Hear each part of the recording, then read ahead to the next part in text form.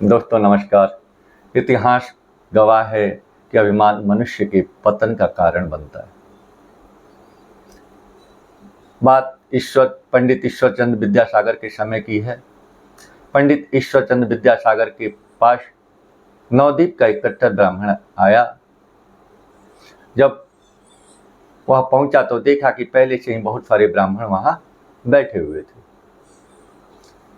ब्राह्मणों को नसीहत देने के उद्देश्य से उसने बोला कि समय कितना बदल गया है कि ब्राह्मण को देखकर अब ब्राह्मण लोग भी नमस्कार नहीं करते।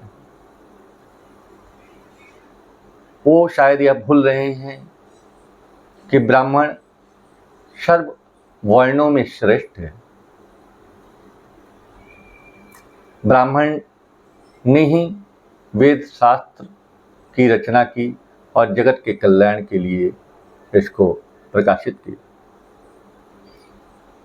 ये सब बात ईश्वरचंद्र विद्यासागर सुन रहे थे। उनको अंदर तो बहुत गुस्सा आया, लेकिन वो हंसते हुए ब्राह्मण से बोले, लगता है कि आपको ब्राह्मण होने पे बहुत गर्व है।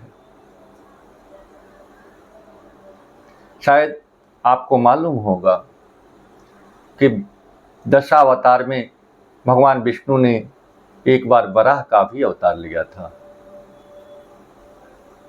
तो क्या हमें डोम की बस्ती में जितने भी शुअर हैं उन सब के प्रति श्रद्धावनत होकर भक्ति भाव से उनका प्रणाम करना चाहिए? यह बात सुनते ही पंडित जी की ऐसी हाल हो गई कि तो काटो तो खून नहीं, और वह समझ गए कि यहाँ मेरी बात बनने वाली नहीं है। वो वहाँ से भाग खड़े हुए। दोस्तों, यह घटना बताने का मूल उद्देश्य ये है कि इंसान कर्म से महान बनता है। जो भी व्यक्ति अभिमान के वशीभूत होकर किसी दूसरे को नीचा गिराने का प्रयास करता है तो वह सबसे पहले अपना पतन करता है। हमें इस बात का हमेशा ध्यान रखना चाहिए कि हम कर्म से महान हो सकते हैं, न कि किसी शब्द से, जाति वर्ण कुल से। जाति वर्ण कुल ये हमें परंपरा से मिलती है, और ज्ञान और जो हमारा कर्म है उसे करना पड़ता है, उसको अभ्यास से प्राप्त किया जा सकता है। जो भी व्यक्ति ज्ञानी होगा उसके अंदर सबसे पहले अभिमान नहीं होगा।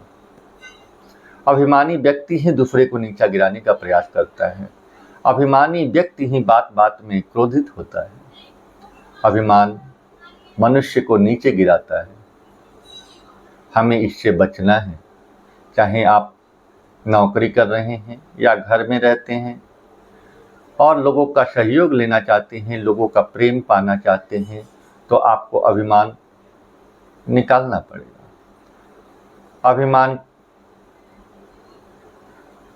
आपको समाज से दूर करता है। आज के संदर्भ में आजकल बहुत सारी हमारे आसपास ऐसी घटनाएं घटित हो जाती हैं जिसका बाद में पश्चाताप करना पड़ता है। उसका मूल कारण अभिमान है। आप लोग रोज समाचार पत्र या अपने दैनिक जीवन में, अपने घर में, अपने कार्यालय में यह बात देखते हैं कि जो व्यक्ति अभिमानी है वह जीवन में कभी भी खुशहाल नहीं रहता है। उसे कभी भी प्रेम नहीं मिलता है। उसे अपने लोग ही प्यारे नहीं लगते हैं। वो जहाँ बैठता उसकी बातों को कोई सुनना पसंद नहीं करता है। अभिमान से बचें और जीवन में त्याग की भावना लाएं।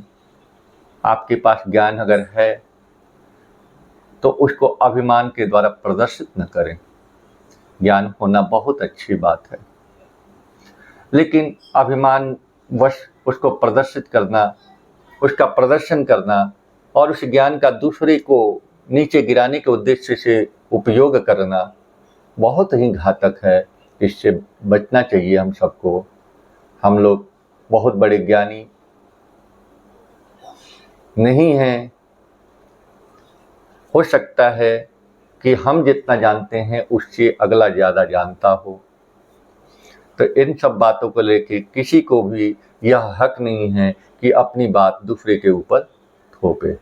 अगर शांति जीवन में पसंद है तो अभिमान को अपने दूर करिए, सादा जीवन जिए और जो आपको मिले उसमें संतोष करिए। कभी किसी को अभिमानवश नीचा दिखाने का प्रयास न करिए। धन्यवाद। फिर मिलूँगा अगले विषय वस्तु।